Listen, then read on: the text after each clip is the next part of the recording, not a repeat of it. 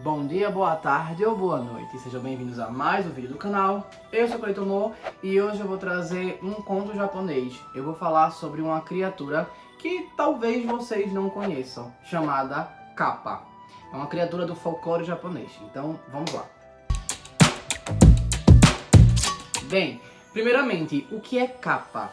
Kappa, vamos falar de capa de chuva, né? Kappa, K-A-P-P-A, é uma criatura mágica, uma criatura do folclore japonês que habita recursos hídricos. Ela vai habitar rios, riachos, lagos, lagoas, alguns lugares assim.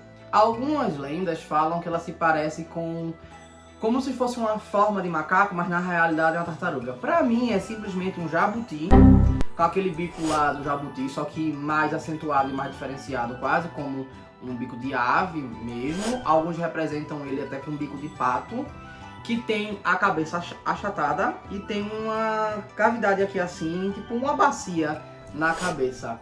Algumas das representações colocam alguma coisa na cabeça dele como se fosse um chapéu, um ombreiro ou algo desse tipo para proteger aquilo, porque o poder do Kappa ele é proporcional à quantidade de água que ele tem acumulado nessa bacia da cabeça.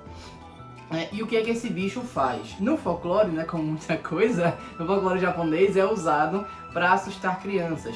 O quê? Não acredito. Falam que eles raptam crianças e levam para a água para se alimentar delas. Jesus Nazareno. E falam que eles fazem isso também com alguns animais, como cavalos, vacas, entre outros. Eles acabam se alimentando ali. Então, na história, normalmente o Kappa, ele é uma criatura ligada a algo para pôr medo, a uma criatura tenebrosa, uma criatura que vá impor alguma restrição, né, ali naquela população, podendo até aterrorizar a população. Uma coisa que eu esqueci de falar é que ele é bípede. Nada, mas ele fica em pé. Então, assim, ele é retratado dessa forma, normalmente. Só que o que acontece? Como o Japão, ele também fala sobre, mesmo dentro de um contexto ruim, existirem pessoas boas, né? Quando eu falo pessoas, eu estou falando sobre indivíduos bons dentro de uma comunidade ruim. Como o contrário, né? Isso acontece em várias coisas da cultura japonesa, independente do yokai, né? Esse, por exemplo, eu estou falando do yokai ligado à água, mas, por exemplo, os onis, eles podem ser reportados como onis ruins, onis bons. Não existe um determinista extremo dentro da cultura japonesa, né, em si, dessa questão de que, tipo, é muito ruim, não vai ter ninguém bom. E aí, a história que eu vou trazer é justamente essa, que é de um Kappa bom, vamos dizer assim. Então, essa é a história. Dentro de uma floresta, lá no Japão, havia um pequeno vilarejo, apesar que pequeno vilarejo é redundante, mas enfim, um pequeno vilarejo que tinha um lago ali perto. E a população era atormentada por um Kappa, que ele não fazia cuidados. Então, ele procurava outras formas de se alimentar. Ah, detalhe, o Kappa também, eu falei que ele se alimenta de crianças e alguns animais, mas eles também comem pepino, tá? E aí, vamos lá. E aí ele gostava de colocar medo. Então, provavelmente aquele Kappa ali era vegetariano. Só que é o que ele fazia? Ele gostava de divulgar as coisas ruins que ele não fazia. Ele inventava mentira para crescer. As pessoas naturalmente já tinham medo desse tipo de yokai. E ele aparecia em momentos específicos para assombrar, para assustar, para ameaçar, mas nunca efetivamente executava alguma coisa. Então ele usava a fofoca no que ele queria, né? Tipo, quem conta um conto aumenta um ponto, né? Então ele falava uma coisa, ele dava a entender alguma coisa, ou citava que em outro momento, alguém muito tempo atrás aconteceu de não sei o que, ou coisa desse tipo, e como não iam checar as informações e muitas vezes não tinham como checar as informações, aquela fama dele de ser um ser assustador, tenebroso e perigoso se espalhava.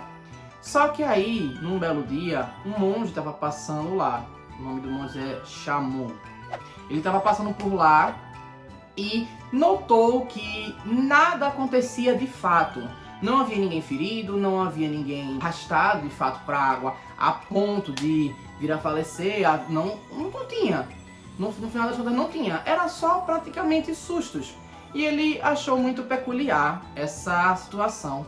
E ele decidiu conversar com o Kappa. Ele foi até a margem do lago e chamou o Kappa, pedindo para ele vir conversar com ele. Só que aí o Kappa ficou muito assim, suspeito e... Gente, como assim tem alguém que não tem medo de mim? Isso tá certo? Isso não tá certo, não pode não. não pode não. Eu vou fazer o seguinte. Aí ele se esgueirou pelas águas, ele foi pra o monge não vê-lo. E aí emergiu puxando já o monge pra dentro da água pra dar um susto no monge. Ele achava que ia deixar o monge assustado e aterrorizado. O monge simplesmente nadou pra fora rindo, porque achou uma brincadeira divertida e comentou até que fazia tempo que não se divertia. Que foi até bom pra ele acordar um pouco, pra um pouco de adrenalina. Aí o capa ficou assim indignado, que palhaçada é essa, pô? Não pode dar um negócio desse não. Aí o monge perguntou, e agora que você fez aqui a sua brincadeira, eu posso conversar com você? E aí o capa ficou meio assim, o que é que você quer conversar comigo? Você não tem medo de mim não, ou você despreza a sua vida a esse nível? Aí o monge começa a conversar, falando que não acha que ele seja ruim, que na realidade ele só queria atenção, ele quer ser lembrado, ele não quer ser esquecido, só que ele poderia fazer de outra forma, que na realidade ele poderia ser bom com a população. E ele pergunta, dizendo, tipo, qual é o benefício que eu vou trazer com isso? Que grande coisa eu vou fazer com isso?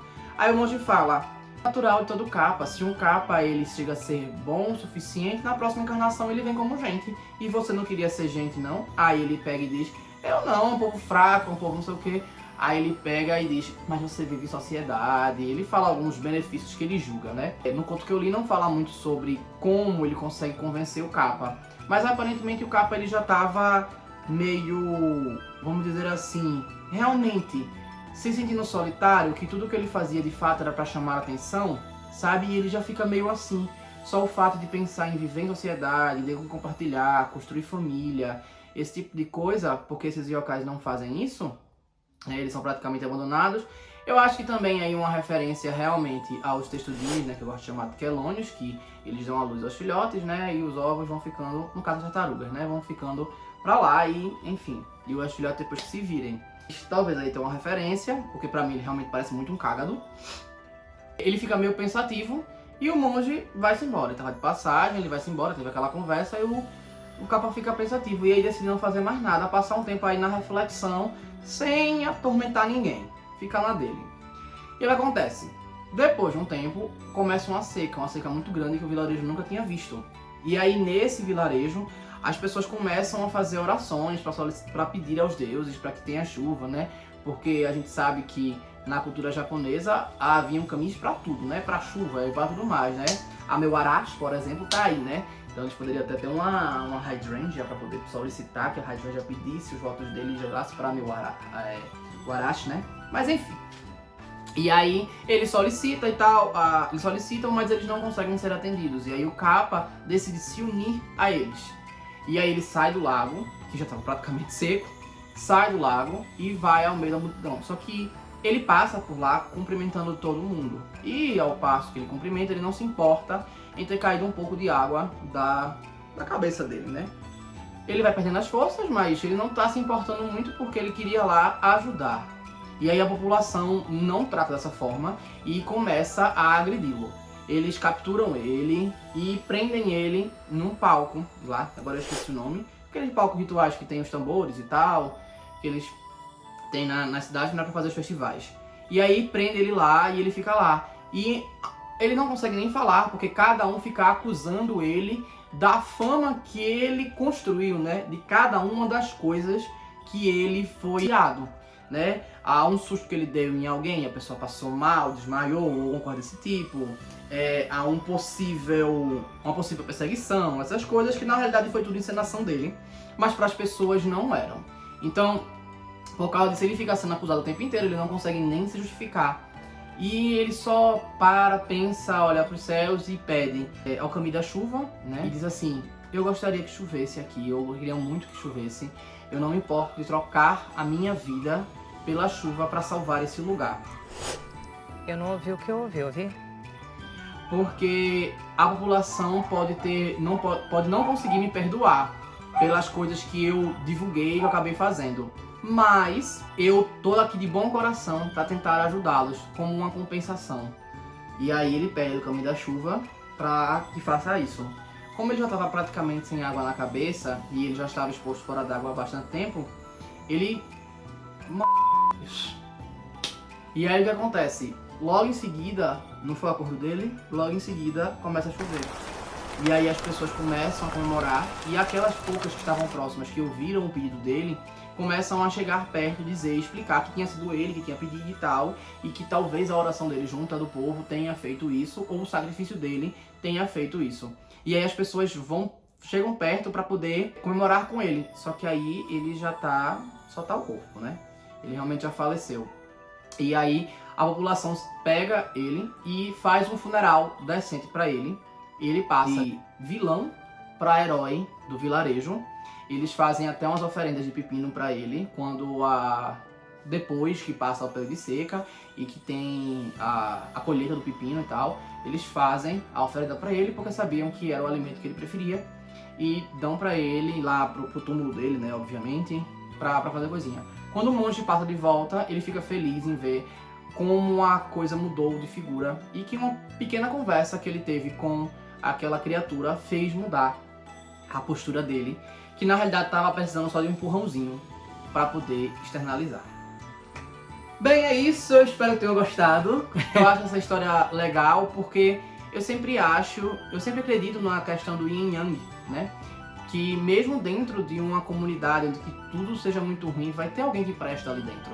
Vai ter algo de bom para tirar. Até se você for individualizar demais e colocar numa pessoa só, aquela criatura ali, ela é muito ruim, mas alguma coisa para ela importa ali dentro. Nem que seja o conforto dela, a solidão dela, alguma coisa para ela importa que não necessariamente vai atingir o outro negativamente. Então, eu gosto muito quando uma história traz esse viés. Uma coisa que eu detesto é piedade de vilão. Mas quando tem uma piedade de vilão baseada numa coisa que toca num trauma dele, aí eu acho interessante. Porque aí nesse caso vai ter um enredo por trás, vai ter uma justificativa, vai ter uma coisinha, uma associação, algo. Mas piedade simplesmente por piedade, por deboche, por prepotência, qualquer coisa desse tipo, não justifica, minha gente, pelo amor de Deus. É um negócio que quando eu vejo isso em filme, anime, série, qualquer coisa, eu fico assim, eita que saco! Quando eu vejo que o negócio tá encaminhando pra isso, já vai me dando raiva, ranço, eu já vou assim, vou parar de assistir isso aqui. Mas, quando trata, porque tocou num trauma ou num ponto específico, aí eu acho ok de se aceitar. Então é isso, espero que tenham gostado, curtam, comentem, compartilhem, se inscrevam no canal e se não sabem o que escrever, vamos de Lombre. E é isso, valeu!